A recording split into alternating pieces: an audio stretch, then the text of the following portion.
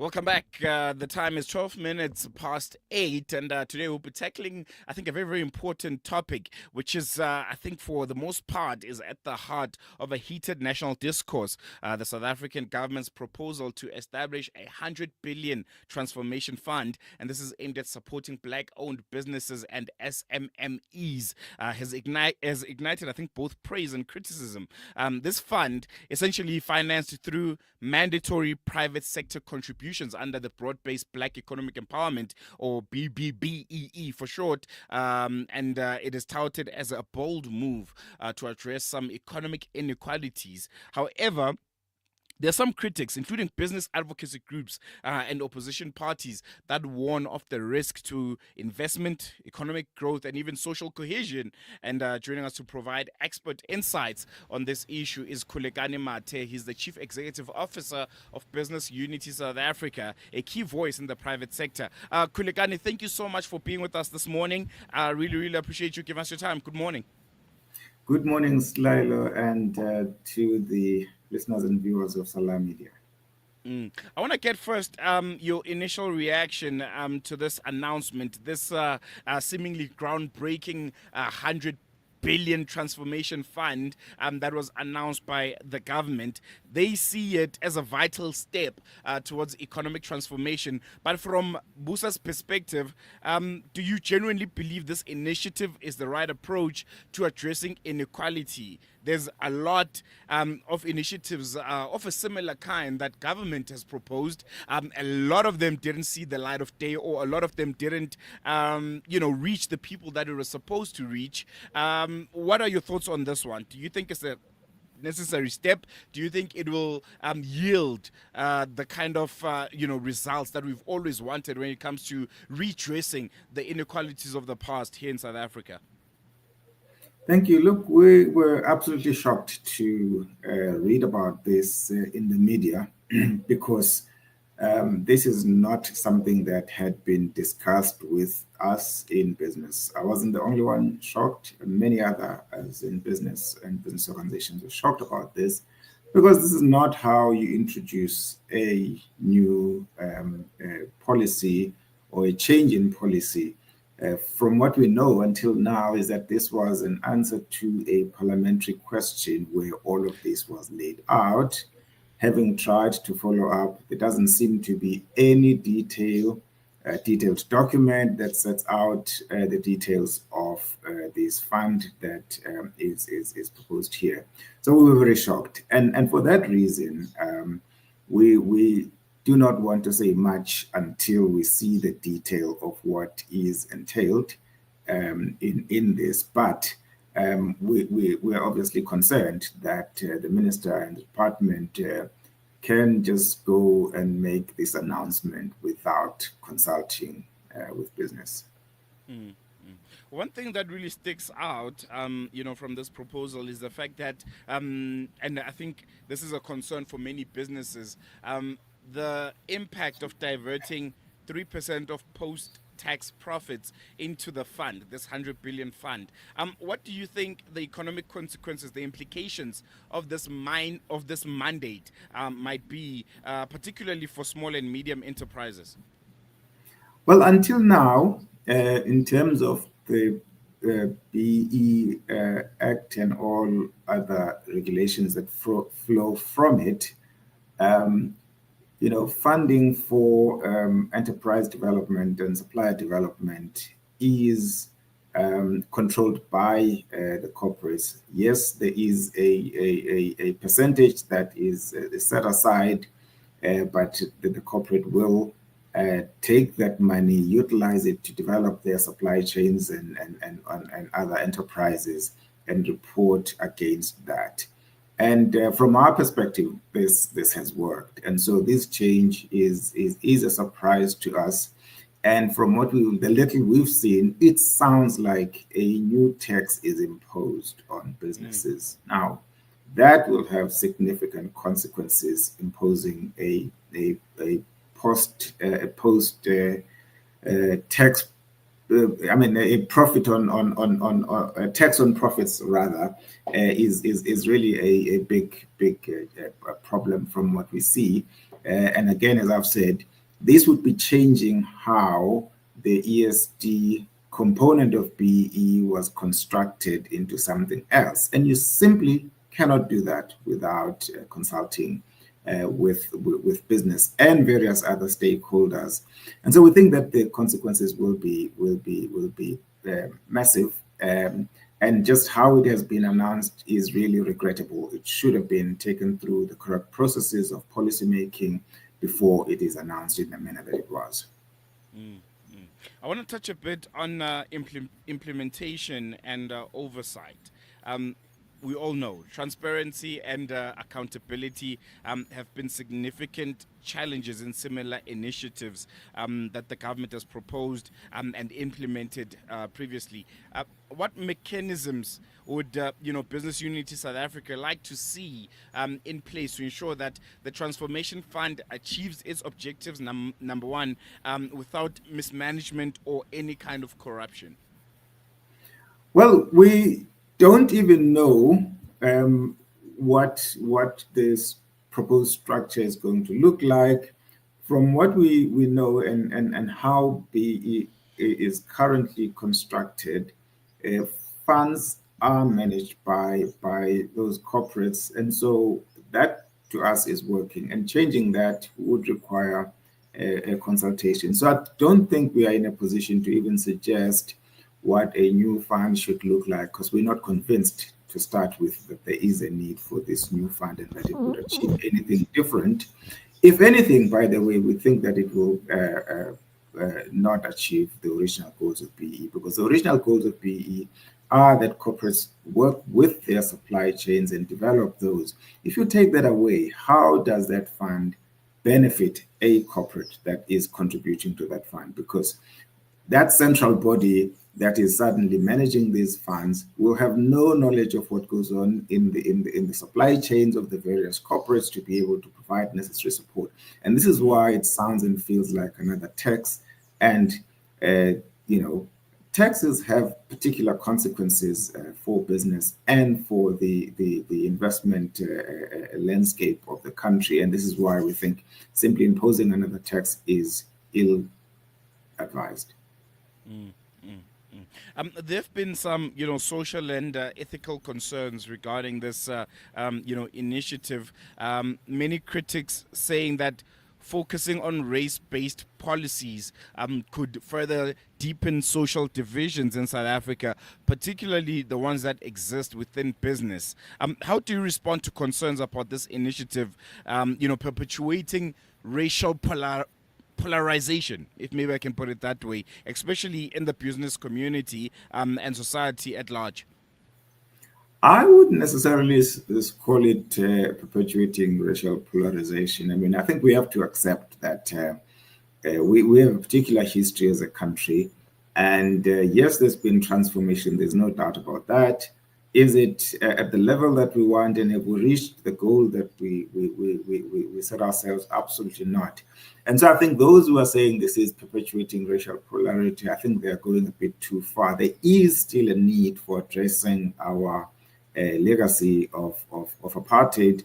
We just need to find better mechanisms to do that. But I wouldn't go as far as saying this is perpetuating racial polarity. I think that's going a bit too far.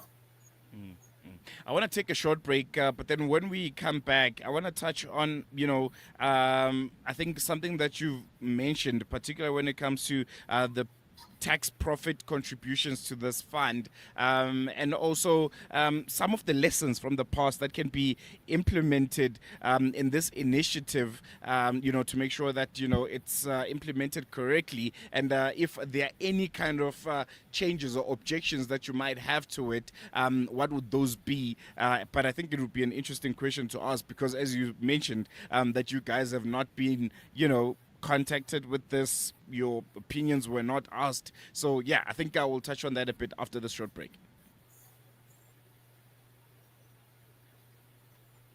Boundaries, joining hands. Salam Media.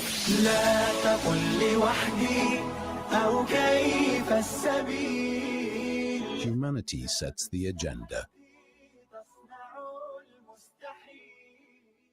You know, it's a wonder how kids get anything done these days. With all the distractions, when do they even get time to study? As a mother, all I can really do is make sure they have all they need to perform at their best. That's why I choose to include Sunfoil, triple refined pure sunflower oil with every meal I make. Naturally cholesterol-free and approved by the Heart and Stroke Foundation as part of a balanced eating plan. So whether I'm cooking, frying or baking, I know every dish will be a wholesome one. Sunfoil, now we're cooking. They say breakfast is the most important meal of the day, yet many children go to school hungry because of poverty. Penny Appeal South Africa's Breakfast Club aims to get a warm, hearty meal to underprivileged children so they can spend their day prospering in their schoolwork. Help feed a needy learner for only 5 Rand a day, or 150 Rand a month.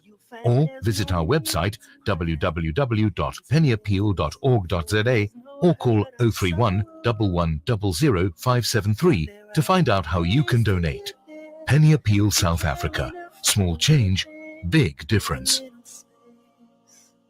Valley's Motor Spares. We supply motor spares and accessories for all makes and models of motor cars, LDVs, bakkies, trucks, and earth-moving equipment. We deliver on time, every time. Please contact us via WhatsApp on 014-592-0925 or call 014-592-0925 or visit 28 Zenderling Street, Rustenburg. Remember the name, Valley's Motor Spares. Discover the Africa of your dreams and surround yourself with her spectacular beauty. Relax beneath her serene sunsets and explore wildlife at its natural best. It's where the pride of Africa comes together. The Kwantu Private Game Reserve. Get to know the Big Five or cruise on an elephant safari game drive. Interact with lion and tiger cubs and enjoy world-class halal cuisine while we pamper you during your 5-star stay. Indulge in the true African experience. For reservations, call now on 042-203-1400 or visit kwantu.co.za. The Kwantu Private Game Reserve, the place of gathering. Listen to something fresh.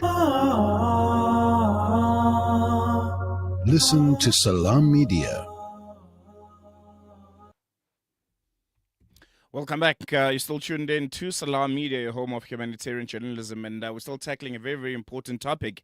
The fact that, government has established 100 billion, or has proposed to establish 100 billion transformation fund, which is aimed at supporting black-owned businesses and SMMEs. It has ignited both praise and criticism, particularly in the small and medium-sized business circles. And helping us to just unpack it and to hear their thoughts on it is Khulekani Mathe, is the Chief Executive Officer of Business Unity South Africa. Khulekani, thank you so much for staying with us. Before we went on that short break, I wanted to touch a bit on alternative approaches. Could there be a somewhat less controversial way to achieve some of the objectives of empowering black-owned businesses and SMMEs without imposing mandatory profit contributions? Have you guys looked at those ways while looking at this, transformation, initiative that the government has proposed? So we in the country have had the BEE legislation for over 20 years now, and the BEE codes of good practice for slightly less than that, but certainly for a long time.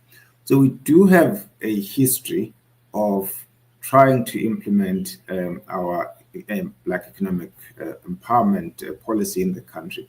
What we really require is a thorough assessment of what has worked and what has made it work and what has not worked and why. And after conducting that assessment, as critical stakeholders in this process, business, and other, stakeholders, we should then get together and say, how do we fix things? How do we make sure that we amplify what works and how do we make sure that we correct what doesn't work. That hasn't happened. So out of the blue, we just hear that a different fund is being created, and that's just not how we fix things. And so I'm not in a position to say to you that we have analyzed this and this is an alternative way of doing things. We have one way of doing things, which is what is set out in the legislation and the regulations that flow from it. We do need to review that and say, has it worked? I mean, there are indications that there are difficulties, right? Because there've been, different sectors taking each other to court over implementation of this or that aspect of things. So that does indicate that there are difficulties, which means that then let us analyze why there seems to be these difficulties in implementing the legislation before we impose any new change in the policy. Mm.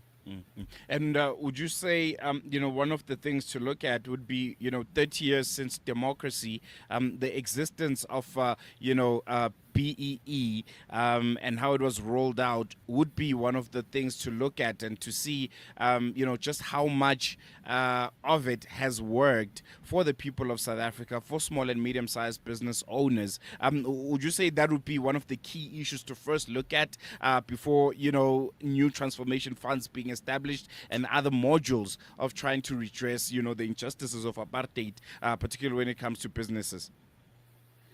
Absolutely. So as I've said, the BEE Act is a 2003 act, so just over 20 years in our statutes.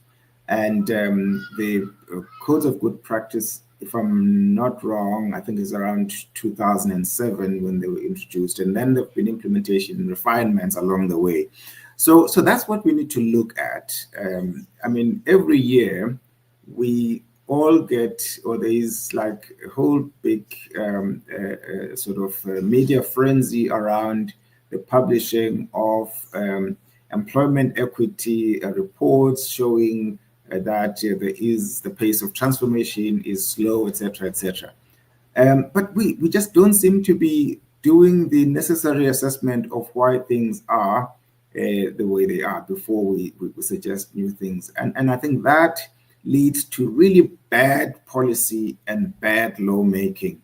And we would urge the government to really engage stakeholders in a review process before anything new is introduced.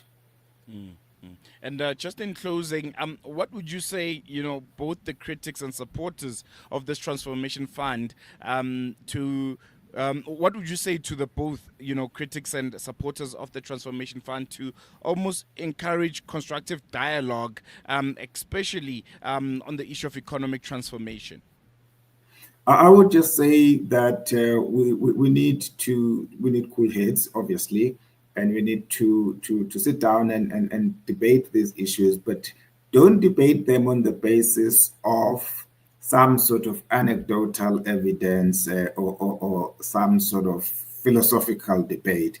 That debate needs to be informed by evidence. So let us analyze the situation, have evidence on the table, engage in a debate, and then find ways of solving things. And I would simply urge that we do not have an uninformed debate. Let us institute a proper review and then a proper evaluation of what other options are available for changing the policy. All right, I think we're going to leave on that note. That was Khulekani Mathe, the Chief Executive Officer of Business Unity South Africa. Thoroughly enjoyed the conversation, and thank you so much for joining us. Thank you, sir. There you have it. Really, really interesting conversation. You can give us your comment on 01168000355, or you can send us a WhatsApp on 061-766-0355. Do you think BEE, has done enough to redress the injustices of the past here in South Africa? Or do you think it still needs to be worked on? Do you think more needs to be done, when it comes to some of its legalities and what it entails? Do you think 30 years since democracy, or maybe 27 years, because it was implemented in 2003, that's BE, do you think 27 years since its implementation, it has yielded the kind of results that we all hoped for? And are you maybe beneficiary of BEE?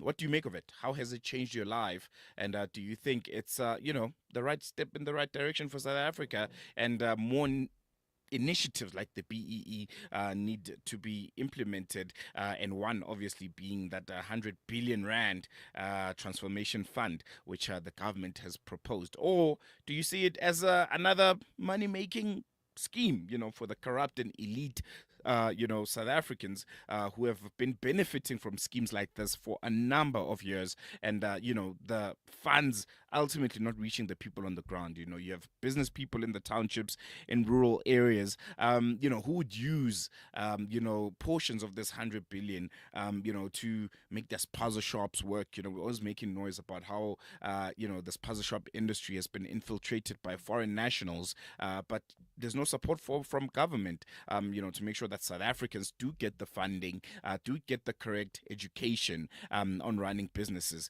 The taxi industry, I think, another perfect example. Would a fund like this, assisted in, formalizing it, and not having it as rogue as it currently is? Or do you see this fund as, benefiting a few already rich, already privileged South Africans who are just going to milk it dry, and 5 years down the line, no one knows what happened to the money, no one knows what happened to the initiatives, and all the funds have disappeared. So it's going to be interesting if this is implemented. It's only a proposal now from government. 100 billion. Jesus. Going to take a quick break. When we come back, News and Views continues.